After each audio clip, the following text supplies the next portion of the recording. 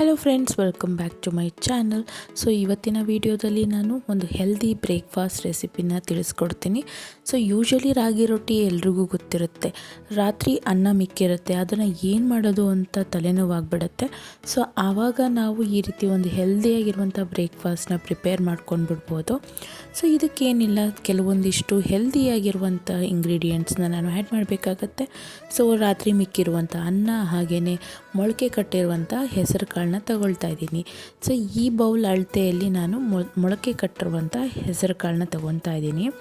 So ನಾವೇನೋ ಒಂದು ಬ್ರೇಕ್ಫಾಸ್ಟ್ನ ಮಾಡ್ತೀವಿ ಅಂದರೆ ಹೆಲ್ತಿ ಇಂಗ್ರೀಡಿಯೆಂಟ್ಸ್ನ ನಾವು ಆ್ಯಡ್ ಮಾಡೋದ್ರಿಂದ ನಾವು ಲೈಟಾಗಿ ತಿಂದರೂ ಕೂಡ ನಮಗೆ ಸಿಗಬೇಕಾಗಿರುವಂಥ ಪ್ರತಿಯೊಂದು ಪ್ರೋಟೀನ್ಸ್ ಅದರಲ್ಲಿ ಸಿಕ್ಬಿಡುತ್ತೆ. ಸೊ ಇದಕ್ಕೆ ನಾನು ಕ್ಯಾರೆಟ್ನ ತುರಿದು ಇಟ್ಕೊಂಡಿದ್ದೀನಿ, ಹಾಗೆಯೇ ಸಬ್ಬಕ್ಕಿ ಸೊಪ್ಪನ್ನ ಕಟ್ ಮಾಡಿ ಇಟ್ಕೊಂಡಿದ್ದೀನಿ, ಕೊತ್ತಂಬರಿ ಸೊಪ್ಪನ್ನು ಕೂಡ ಇಟ್ಕೋಬೋದು. ಹಾಗೆಯೇ 2 ಹಸಿರು ಮೆಣಸಿನ್ಕಾಯಿನ ಇಟ್ಕೊಂಡಿದ್ದೀನಿ, ಈರುಳ್ಳಿನ ಸಣ್ಣದಾಗಿ ಕಟ್ ಮಾಡಿ ಇಟ್ಕೊಂಡಿದ್ದೀನಿ. ಮೊದಲನೇದಾಗಿ ನಾನು ಫಸ್ಟು ಮಿಕ್ಕಿರುವಂಥ ಅನ್ನನ ಮಿಕ್ಸಿಯಲ್ಲಿ ಗ್ರೈಂಡ್ ಮಾಡ್ಕೊಳ್ಳೋವಂಥದ್ದು. ಸೊ ಮಿಕ್ಕಿರುವಂಥ ಅನ್ನನ ವೇಸ್ಟ್ ಮಾಡೋದಕ್ಕಿಂತ ಈ ರೀತಿನಾದರೂ ಮಾಡ್ಬೋದು, ಇಲ್ಲ ಅಂತ ಅಂದರೆ ಇಡ್ಲಿ ಅಥವಾ ದೋಸೆಗೂ ಕೂಡ ನಾವು ಬಳಸ್ಕೊಳ್ಬೋದು. ಸೊ ಇದನ್ನು ಕೂಡ ನಾವು ಬೇಗನೆ ಮಾಡ್ಕೊಂಡು ಬಿಡ್ಬೋದು. ಇದನ್ನು ರುಬ್ಕೊಳ್ಳೋದಕ್ಕೆ ನಾನು ಹೆಸರು ಕಾಳನ್ನ ಕೂಡ ಹಾಕ್ಕೊಂಡಿದ್ದೀನಿ. ಇದನ್ನು ನಾವು ನುಣ್ಣಗೆ ರುಬ್ಕೊಳ್ಬೇಕಾಗತ್ತೆ. ನುಣ್ಣಗೆ ರುಬ್ಕೊಂಡಿದ್ದ ನಂತರ ನಾನು ರಾಗಿ ಹಿಟ್ಟಂತ ಏನು ಇಟ್ಕೊಂಡಿದ್ದೆ ಅದಕ್ಕೆ ನಾನು ಈ ಮಿಶ್ರಣನ ಮಿಕ್ಸ್ ಮಾಡ್ಕೊಳ್ತಾ ಇದ್ದೀನಿ. ಇನ್ ಕೇಸ್ ನೀವು ಅಕ್ಕಿ ರೊಟ್ಟಿ ಮಾಡ್ಕೊಳ್ತೀನಿ ಅಂದರೂ ಕೂಡ ಅಕ್ಕಿ ಹಿಟ್ಟನ್ನು ಕೂಡ ತೊಗೊಳ್ಬೋದು. ನಾನು ರಾಗಿ ಹಿಟ್ಟನ್ನು ತೊಗೊಂಡಿದ್ದೀನಿ, ಕಂಪ್ಲೀಟ್ಲಿ ರಾಗಿ ಹಿಟ್ಟು ಮಾತ್ರನೇ ತೊಗೊಂಡಿದ್ದೀನಿ, ಅಕ್ಕಿ ಹಿಟ್ಟು ಮಿಕ್ಸ್ ಮಾಡ್ಕೊಂಡಿಲ್ಲ. ಸೊ ಇದನ್ನು ನಾನು ರುಬ್ಕೊಂಡಿರುವಂಥ ಅನ್ನ ಹಾಗೆಯೇ ಮೊಳಕೆ ಕಟ್ಟಿರುವಂಥ ಕಾಳು ಎರಡನ್ನೂ ಬಳಸ್ಕೊಂಡು ರುಬ್ಬಿರುವಂಥದ್ದನ್ನು ಇಲ್ಲಿ ಹಾಕ್ಕೊಳ್ತಾ ಇದ್ದೀನಿ. ಹಾಗೆಯೇ ಇದಕ್ಕೆ ಸಣ್ಣದಾಗಿ ಚಾಪ್ ಮಾಡಿ ಇಟ್ಕೊಂಡಿರುವಂಥ ಹಸಿರು ಮೆಣಸಿನ್ಕಾಯಿ. ನಿಮಗೆ ಹಸಿರು ಮೆಣಸಿನ್ಕಾಯಿ ಈ ರೀತಿ ಹಾಕ್ಕೊಳ್ಳೋದು ಇಷ್ಟ ಇಲ್ಲ ಅಂತ ಅಂದರೆ ನೀವು ಮಿಕ್ಸಿಯಲ್ಲೇ ಅದರ ಜೊತೆಗೆ ರುಬ್ಕೊಂಡು ಬಿಡ್ಬೋದು. ಅದ್ರ ಜೊತೆಗೆ ಸಣ್ಣದಾಗಿ ಹಚ್ಚಿಟ್ಕೊಂಡಿರುವಂಥ ಈರುಳ್ಳಿನ ಕೂಡ ಸೇರಿಸ್ಕೊಳ್ತಾ ಇದ್ದೀನಿ. ಈರುಳ್ಳಿ ಸ್ವಲ್ಪ ಹೆಚ್ಚಾಗಿ ಹಾಕ್ಕೊಳ್ಬೋದು, ತಿನ್ನೋರಿಗೆ ತುಂಬಾ ಇಷ್ಟ ಆಗುತ್ತೆ. ಹಾಗೆಯೇ ಸಣ್ಣದಾಗಿ ತುರಿದಿಟ್ಕೊಂಡಿರುವಂಥ ಕ್ಯಾರೆಟು, ಹಾಗೆಯೇ ಸಬ್ಬಕ್ಕಿ ಸೊಪ್ಪು, ಕೊತ್ತಂಬರಿ ಸೊಪ್ಪನ್ನು ಕೂಡ ನೀವು ಇದರಲ್ಲಿ ಆ್ಯಡ್ ಮಾಡ್ಕೋಬೋದು. ಹಾಗೆಯೇ ರುಚಿಗೆ ತಕ್ಕಷ್ಟು ಉಪ್ಪು, ಇಷ್ಟನ್ನು ಸೇರಿಸ್ಕೊಂಡು ಇದನ್ನು ಉಗುರು ಬೆಚ್ಚಗೆ ನೀರಲ್ಲಿ ನಾವು ಚೆನ್ನಾಗಿ ಮಿಕ್ಸ್ ಮಾಡ್ಕೋಬೇಕಾಗತ್ತೆ. ನೀರು ಬೆರೆಸ್ಕೊಳ್ಳೋದಕ್ಕಿಂತ ಮುಂಚೆ ನಾವು ಹಾಗೆಯೇ ಈ ಹಾಕಿರುವಂಥ ಇಂಗ್ರೀಡಿಯೆಂಟ್ಸ್ನ ಹಸಿಟ್ಟಿಗೆ ಇಟ್ಕೊಳ್ಳೋ ಹಾಗೆ ಮಿಕ್ಸ್ ಮಾಡ್ಕೋಬೇಕು.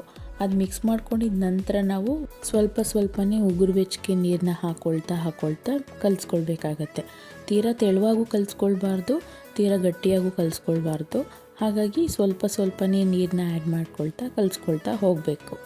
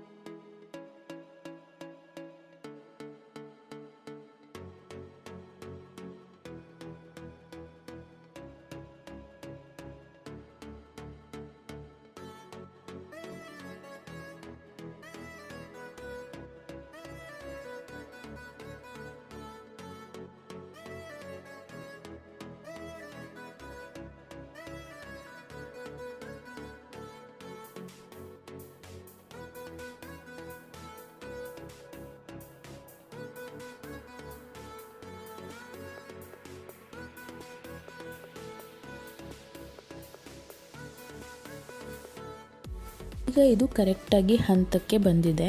ಸೊ ಈಗ ನೋಡ್ಬೋದು, ಅದು ಕೈಗೆ ಅಂಟ್ಕೊಳ್ತಾ ಇಲ್ಲ. ಈ ರೀತಿ ಅದನ್ನು ಕಲಿಸ್ಕೊಳ್ಬೇಕಾಗತ್ತೆ. ಯೂಶಲಿ ರೊಟ್ಟಿ ಮಾಡೋರಿಗೆ ಪ್ರತಿಯೊಬ್ಬರಿಗೂ ಗೊತ್ತಿರುತ್ತೆ, ಗೊತ್ತಿಲ್ಲದೆ ಇರೋರು ತಿಳ್ಕೊಳ್ಳಿ ಅಷ್ಟೇನೆ. ಇದನ್ನು ಒಂದು 10 ಮಿನಿಟ್ಸ್ ಹಾಗೇ ಬಿಟ್ಟಿದ್ದೆ ಕಲಸಿದಾದ್ಮೇಲೆ. ಸೊ ಈಗ ನೋಡ್ಬೋದು, ಅದು ಕೈಗೆ ಅಂಟ್ಕೊಳ್ತಾ ಇಲ್ಲ. ಈ ಹಂತದಲ್ಲಿರುವಾಗ ನಾವು ಆರಾಮಾಗಿ ತೆಳುವಾಗಿ ರೊಟ್ಟಿನ ತಟ್ಕೊಳ್ಬೋದು. ಸೊ ರೊಟ್ಟಿನ ನಾವು ಯಾವ ರೀತಿ ತಟ್ಕೊಳ್ತೀವೋ ಅದ್ರ ಮೇಲೆ ಡಿಪೆಂಡ್ ಆಗಿರುತ್ತೆ ಅದು ಯಾವ ರೀತಿ ಬರುತ್ತೆ ಅಂತ ಹೇಳಿ. ನಾನು ಜಾಸ್ತಿ ಆಯಿಲ್ಗಳನ್ನ ಹಾಕ್ಕೊಳ್ಳೋದಿಲ್ಲ. ಸೊ ನೀರಲ್ಲೇ ಅದನ್ನು ತಟ್ಕೊಳ್ಳೋ ಅಂಥದ್ದು. ಸೊ ನಾನು ಸ್ಟಾರ್ಟಿಂಗ್ 2 ರೊಟ್ಟಿ ಹಂಚಿನ ಮೇಲೆ ತಟ್ಕೊಳ್ತೀನಿ, ಅದಾದ ನಂತರ ರೊಟ್ಟಿ ಶೀಟಲ್ಲಿ ತಟ್ಕೊಳ್ಳೋ ಅಂಥದ್ದು. ಫಸ್ಟ್ ಆಯಿಲೆಲ್ಲ ಸ್ಪ್ರೆಡ್ ಮಾಡ್ಕೊಳ್ತೀನಿ. ಸ್ಪ್ರೆಡ್ ಮಾಡ್ಕೊಂಡಿದ್ದಾದಮೇಲೆ ಅದ್ರ ಮೇಲೇ ರೊಟ್ಟಿನ ತಟ್ಟೋ ಅಂಥದ್ದು.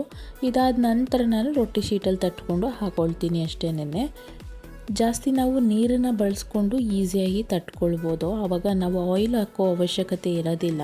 ಇನ್ನೂ ಒಂದನ್ನು ಬ್ರೇಕ್ಫಾಸ್ಟ್ ಆಗಿ ನಾವು ಮಾಡ್ಕೊಂಡು ತಿನ್ನೋದಕ್ಕಿಂತ ಸಮ್ ಹೆಲ್ದಿ ಇಂಗ್ರೀಡಿಯೆಂಟ್ಸ್ನ ಮಿಕ್ಸ್ ಮಾಡಿಕೊಂಡು ಈ ರೀತಿ ನಾವು 1 ಅಥವಾ 2 ರೊಟ್ಟಿ ತಿಂದ್ರೇ ಸಾಕಾಗಿಬಿಡುತ್ತೆ. ನಮ್ಗೆ ಸಿಗಬೇಕಾಗಿರುವ ಹೆಲ್ತ್ ಬೆನಿಫಿಟ್ಸು ಇದರಲ್ಲಿ ಸಿಕ್ಬಿಡುತ್ತೆ.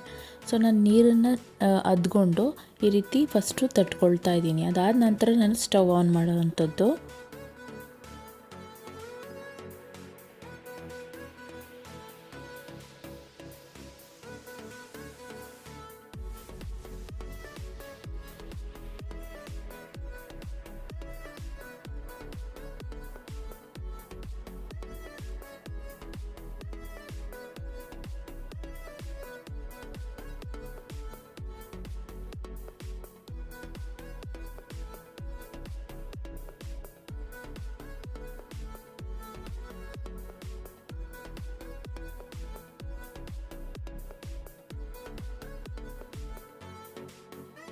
ಕಂಪ್ಲೀಟ್ಲಿ ರಾಗಿ ಹಿಟ್ಟಿಂದ ಮಾಡಿರೋದ್ರಿಂದ ಸ್ಟವ್ ಆನ್ ಮಾಡಿದ್ಮೇಲೆ ಇದು ಮೇಲೆ ಮಾತ್ರ ಬೆಳ್ಳಗೆ ಆಗಿಬಿಡುತ್ತೆ.